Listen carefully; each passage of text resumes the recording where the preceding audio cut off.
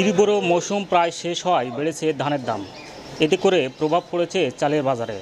প্রকারভেদে সব ধরনের চালের দাম বেড়েছে কেজিতে 2 থেকে 4 টাকা। এতে করে নিম্ন এবং মধ্যবিত্ত আয়ের মানুষরা অনেকটাই কষ্টের মধ্যে পড়েছেন।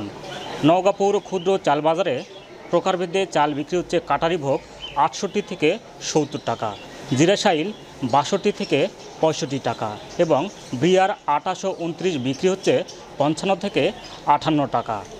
গত এক মাসের প্রভাবে সব ধরনের চালের দাম কেজিতে 2 থেকে 4 টাকা বেড়েছে। খুচরা ব্যবসায়ীরা বলছেন তারা বেশি দামে চাউল কেনায় বেশি দামে বিক্রি করতে হচ্ছে, তবে বাজারে ক্রেতা কম হওয়ায় তাদের বেচা কিনা অনেকটাই কম।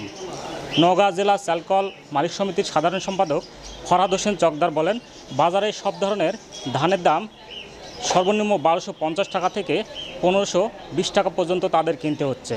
বেশি দামে ধান কেনায় চাল উৎপাদন করতে তাদের খরচ কিছুটা বাড়ছে। এ কারণে 50 কেজি ওজনের একটি বস্তায় চালের দাম বেড়েছে 50 থেকে 100 টাকা পর্যন্ত।